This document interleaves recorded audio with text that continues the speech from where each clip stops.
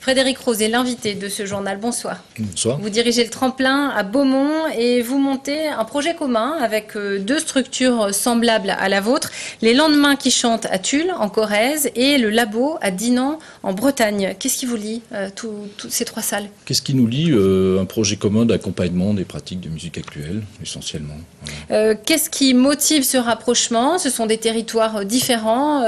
Vous avez fait une conférence de presse hier dans laquelle vous avez dit on a une même envie. Quelle est cette envie? Expliquez-nous. Oui, on a une envie effectivement de partager, de se rencontrer déjà sur nos propres savoirs, de faire rencontrer les équipes qui travaillent sur l'accompagnement, d'échanger sur nos façons de faire. Oui. Ça, c'est la première chose. Ensuite, on a une envie aussi d'exporter et de faire la même chose avec nos groupes qui travaillent dans nos structures pour effectivement qu'eux aussi aient à la rencontre de nouvelles structures, d'autres façons de faire et puis d'autres territoires, surtout ceux dont ils ont bien besoin aujourd'hui. Donc très concrètement, des groupes pourront faire une résidence dans une des salles et puis aller sur les autres avec un petit peu de diffusion aussi?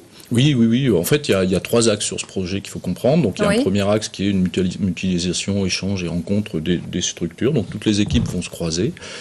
Ensuite, le deuxième axe, c'est effectivement l'échange de groupes. Donc, là aussi, ils vont pouvoir effectivement partir sur un plateau de 3 groupes de chacune des structures et aller donc sur les 3 territoires Oui. dans ce que j'appelle un accueil bienveillant, c'est-à-dire une résidence diffusion aménagée spécifiquement pour eux. Et puis, surtout, aller à la rencontre d'un nouveau territoire. Chacune des structures aussi essaiera d'organiser autour de leur venue la rencontre des acteurs locaux, imaginer qu'ils puissent éventuellement revenir sur ce territoire en s'organisant eux-mêmes une tournée par exemple, qui pourrait être intéressant. À quel type de groupe ça pourrait s'adresser concernant Beaumont en tout cas? On est tous les 3 sur la même un peu philosophie d'action, c'est-à-dire on est des structures d'accompagnement, donc on n'a pas un projet élitiste en termes de public, notoriété publique, choses comme ça. On s'adresse à des groupes qui effectivement, ça va s'adresser à des groupes qui effectivement d'abord seront disponibles, motivés pour suivre ce projet, qui auront un projet artistique fort, avec une identité. Voilà, donc effectivement, on va éviter d'un côté d'aller sur quelque chose qui serait un peu trop élitiste. Il faut aussi que les résidences aient du sens pour eux, donc ça corresponde à des besoins. Oui. Et puis on ne va pas trop s'occuper de valeurs qui seraient commerciales, en imaginant que voilà, c'est un groupe qui aurait le plus de notoriété possible. Bon, ça peut s'adresser à des très jeunes groupes finalement, qui ont besoin d'appui vraiment pour se développer et pour travailler. Oui, l'idée elle est bien là, c'est-à-dire du coup qu'on ne va pas les envoyer à Tulle ou à Dinan juste pour faire une diffusion. Il faudra bien qu'ils comprennent ça d'ailleurs, c'est plutôt un projet d'accompagnement aussi qui vont suivre, donc il faut que ça corresponde à un vrai besoin, bien sûr. Comment va le tremplin 18 mois après son ouverture?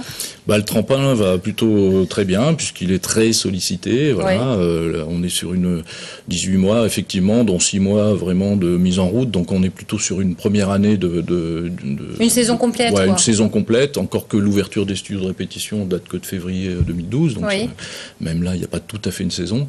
Non, le bilan est très bon puisqu'en fait on a vu quand même passer 56 groupes. Je crois qu'on a fait 13 résidences, 26 concerts, enfin 26 plateaux de concerts. Oui.